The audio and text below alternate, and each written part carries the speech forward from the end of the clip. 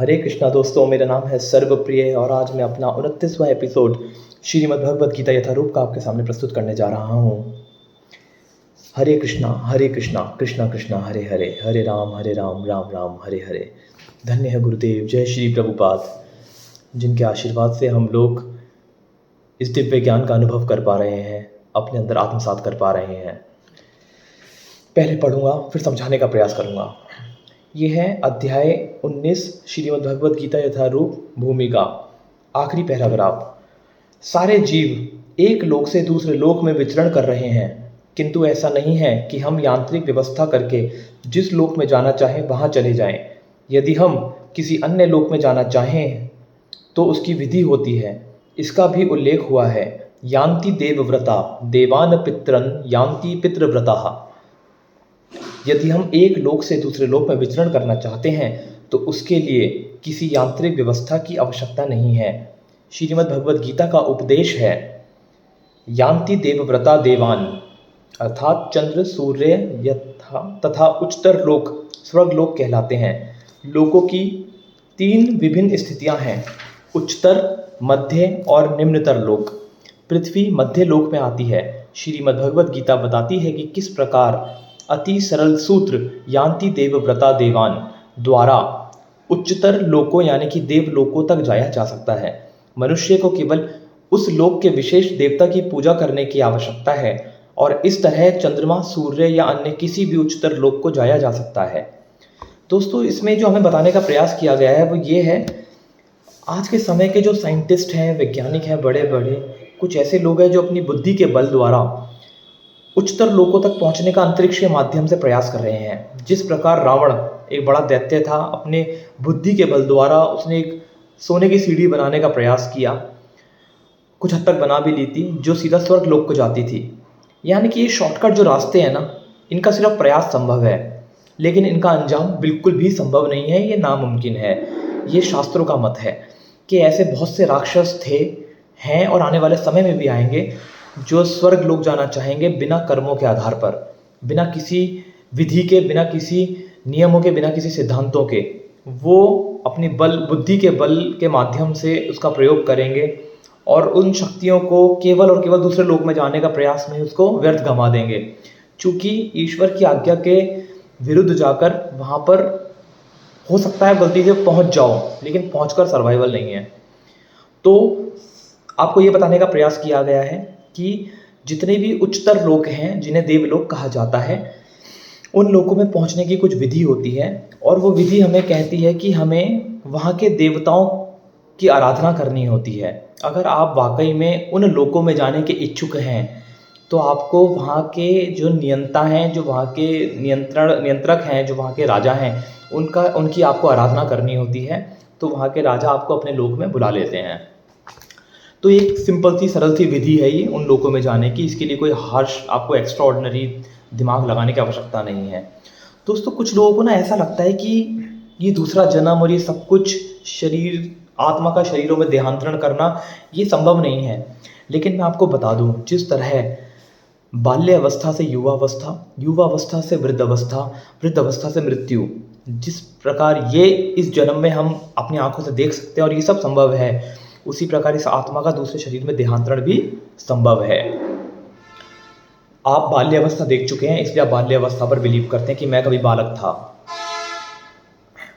आप अपनी युवावस्था में हैं या कभी आएंगे तो आपको युवावस्था का भी बिलीव होता है। जब आप वृद्धावस्था तक जाओगे तो आपको उसका बिलीव हो जाएगा। इसी प्रकार जब आप दूसरे शरीर में पहुंच जाएंगे तब आपको उसका एहसास होगा कि मैं एक और शरीर में आया हूं।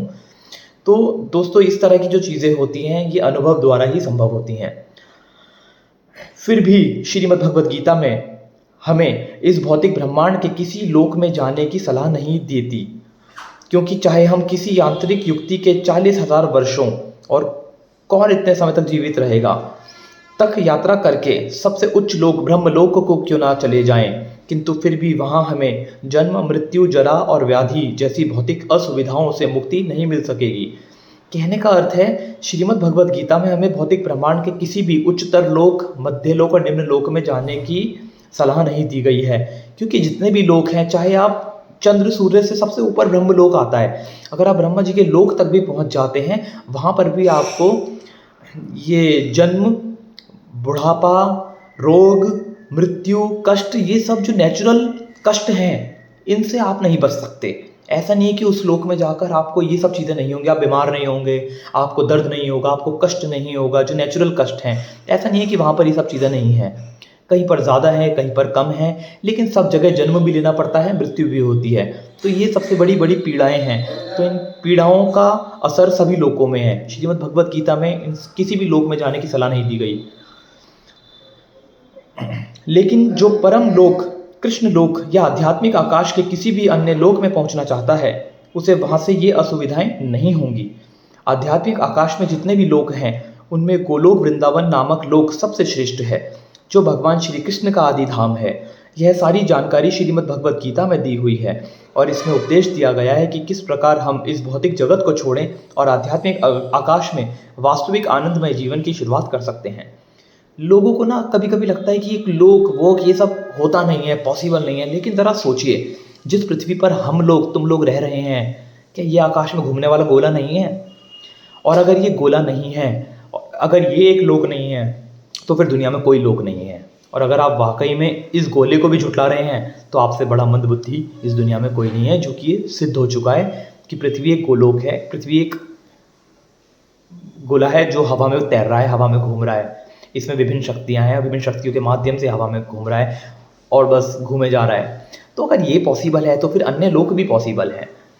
तो दोस्तों, हमें इनमें से किसी भी लोक में जाने के लिए सलाह नहीं दी गई। श्रीमद् भगवत गीता में हमें कहा गया है कि सबसे ऊपर, बहुत ऊपर एक आध्यात्मिक आकाश है। ये जो आकाश में हम अभी रह रहे हैं, भौतिक आकाश है, इससे बहुत ऊपर एक आध्यात्मिक आकाश होता है, जहाँ पर अनेक प्रकार के अलग अलग गोले हैं, जो दिव्य और आध्यात्मिक गोले हैं। वहाँ पर उन लोकों में ईश्वर के, श्री कृष्ण के बहुत सारे धाम हैं।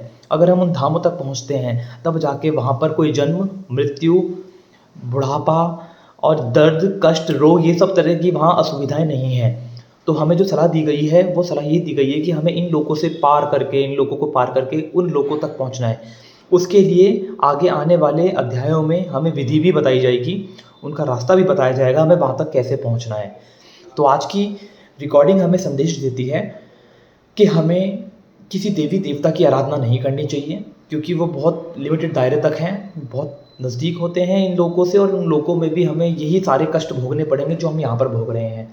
इससे अच्छा वहाँ जाकर इन चीज़ों की समझ आए, तो क्यों ना यहीं पर समझकर उन लोगों को पार करके दिव्य लोक में जाया जाए, आध्यात्मिक आकाश में एंट्री करी जाए।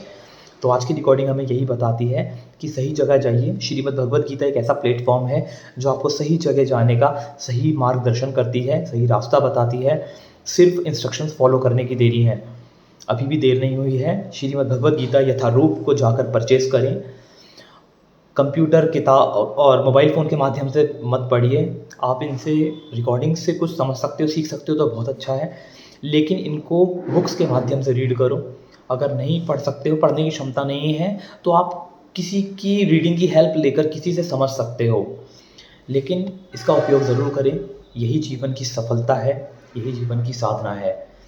दोस्तों, आध्यात्मिक उन्नति करें। सांसारिक उन्नति से कुछ नहीं होता, वो क्षणिक होती है। आध्यात्मिक उन्नति परमानेंट होती है। जिस लेवल पे पहुंच जाते हो, उससे नीचे कभी नहीं गिरते हो, उससे ऊपर ही जाते रहते हो। आध्यात्मिक उन्नति में केवल ग्रोथ होती है, डी ग्रोथ नाम की कोई चीज़ नहीं है। सांसारिक उन्नति में ग्रोथ और डी ग्रोथ दोनों तरह की चीज़ें होती हैं। आप झटके से ऊपर आ जा सकते हो, झटके से 100 कोस नीचे आ सकते हो। तो नथिंग इज़ फिक्स्ड इन सांसारिक लोक, सांसारिक एजुकेशन, सांसारिक everything. Just be a natural, be spiritual, be आध्यात्मिक, just grow yourself in nature, in natural lifestyle. Thank you so much. हरे कृष्णा। फिर मिलेंगे अगली रिकॉर्डिंग में। धन्यवाद।